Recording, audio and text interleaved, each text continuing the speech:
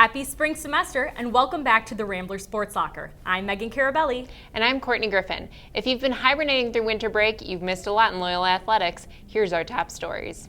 Last night was the annual Jesuit Jam at Gentile Arena. The Ramblers defeated the Milwaukee Panthers 76-65, and some familiar faces dominated the action. Senior Jordan Hicks scored a season-high 21 points, but fellow senior Ben Avercamp stole the show by pouring in 22 as part of his third double-double this season. Devin Turk inched closer to breaking the freshman three-point record. Turk is now just 2 triples shy of breaking Brian Wolf's freshman record of 42 three-pointers in the 1990 season. The Ramblers will take on Green Bay on Saturday at 1 p.m., closing out a 3-game homestand.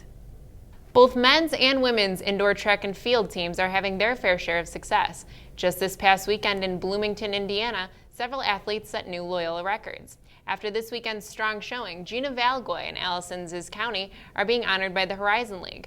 Valgoy was selected as Female Runner of the Week, while Ziz County was named Field Athlete of the Week.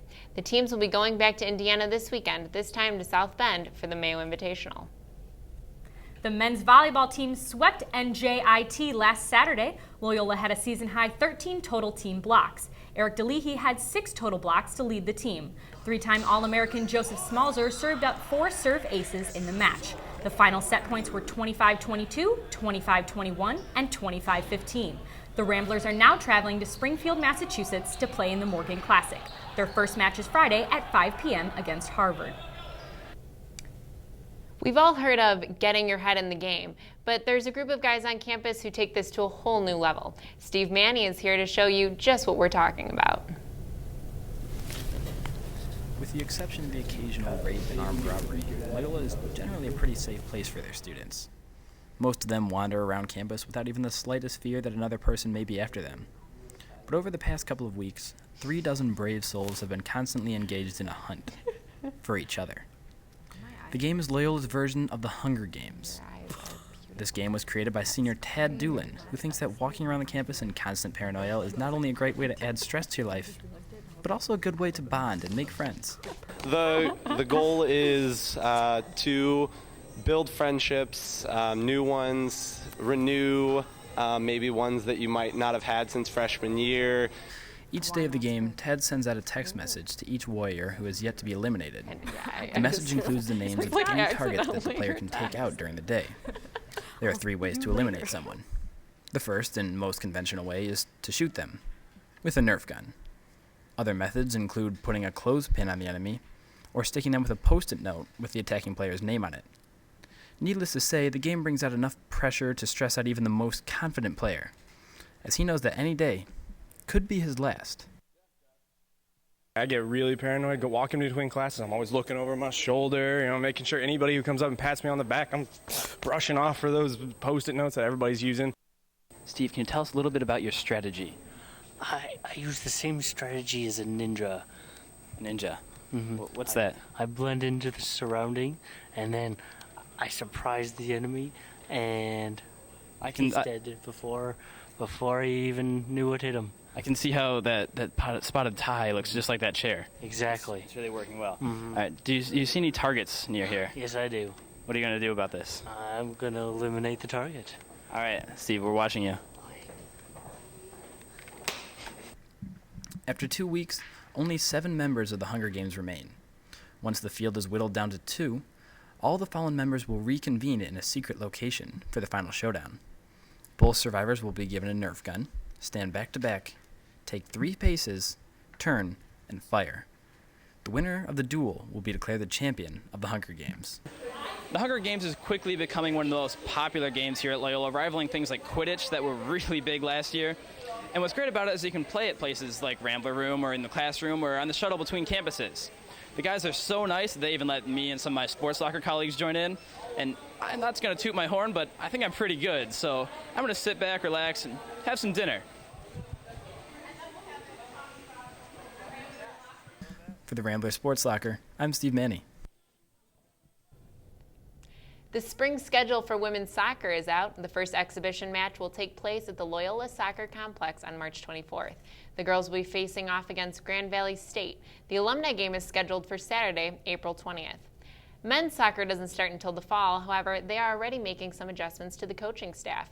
Neil Jones will step in as head coach.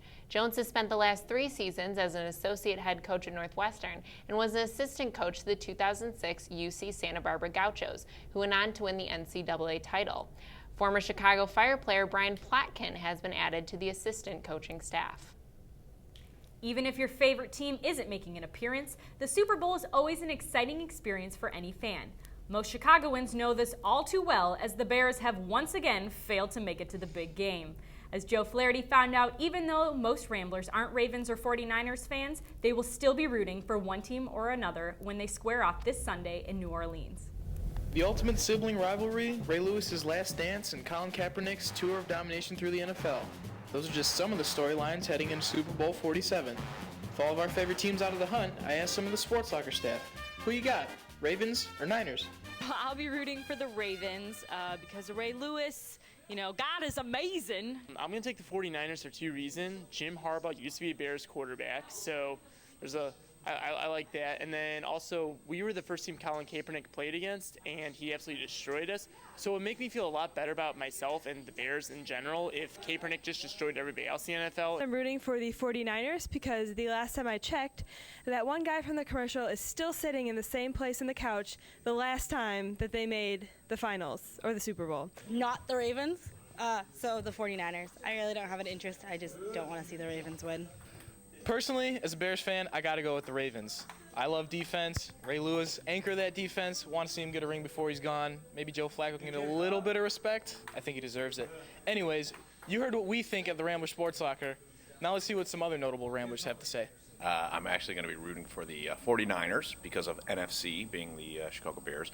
And also, I'm a fan of Jim Harbaugh. I'm all in Baltimore. From a football perspective, I would like to see Ray Lewis do well, but more importantly, I'm connected to John Harbaugh, and John used to coach me at Indiana when I played football at Indiana. Of course, who else but the 49ers?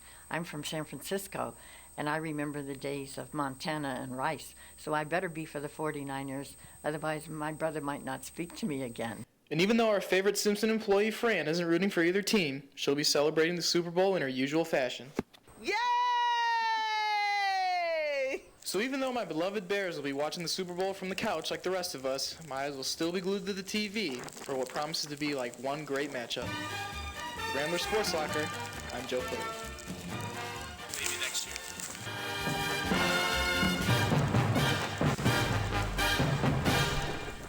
So will it be the Ravens or the 49ers this Sunday? And is the Bears' new Canadian import a good or bad hire, eh? This and more in this week's edition of the Weekly Ramble. Welcome to this week's edition of the Weekly Ramble. Before I get going with this, I'm going to explain we're making some changes to the Ramble this semester. Instead of having the PowerPoint in the background like we did before, obviously we have a new backdrop. The setup's going to be different too. I'm going to ask these guys 4 questions. They're going to give me answers. I give them points based on who I think made a stronger case. Then at the end, if they are tied at 2 apiece, there will be 1 question with an answer. Whoever gets closest wins the point, wins the round. Afterwards, though, you Rambler fans, go on to Facebook, and you can log in and check out the question, make your answers and your picks, and see if you agree with these guys or not. All right, we're going to go in now. This is Nick Amontangelo, Pat Luongo. So we have the Battle of the Italians. These guys are going to make me an answer I just can't refuse. All right, you guys ready to ramble? Yeah. Let's ramble. Let's get ready to ramble. Question 1. We had a big game coming up on Sunday. Puppy Bowl 9. Actually, just kidding. Super Bowl 47 down in New Orleans. Baltimore Ravens, San Francisco 49ers. Not the Giants. They're baseball. It's also known as the Harbaugh Bowl. Jim and John. Who you guys got? Pat. I think the Ravens are going to win. Well, I want to see Ray Lewis do well, but I think they're going to win. And Flacco really reminds me of Eli back a couple years ago. That New York bias going on. First Super Bowl where he didn't make, he played within himself, didn't make a lot of mistakes, wasn't flashy, but you know I see a lot of similarities with those 2 guys. That's a good point, Nick. See, I'm also going to go with the Niners. Now, if you look at the defense, Wow, I'm going to go with the Ravens. The Niners in their conference championship run, they had to play the Packers and the Falcons. Now, neither of those teams had a great run defense. So the Ravens have a really good run defense. So I don't think that Kaepernick's going to be able to run it wild like he did against my team, the Packers. and the Falcons. So I'm going to take the Ravens as well. I think Ray Lewis deserves another ring, and I think Ed Reed should get one before he You were retires. flip-flopping your answers. Point goes to Pat. Ah! Question two. Recently, the Big East, 7 schools broke off from the Big East. DePaul, Georgetown, Marquette, Providence, Villanova, St. John's, Seton Hall. They're known as the Catholic 7, looking to get conference together. Loyola, being a large Jesuit Catholic university, should we be looking into joining the Catholic 7? Nick, you first. Absolutely. Just the time is now. Everything's up in the air right now. There's so much going on, so many different destinations for teams to go. If Loyola is going to make a move, now's the time to do it. Do it now. In like 2 years, when the dust kind of settles, we're going to be locked into the Horizon League again, and that can't happen. The time is now to take the initiative and to get out and to get into this kind of big name, big market, big money conference. Well, I certainly think that you can try to get, and I hope as a future alum, I hope that they get they start try to move into a new conference. But it does take two to tango. You need DePaul's going to have to basically let us in, and say we're okay with that, and the other schools are going to have to be okay with that.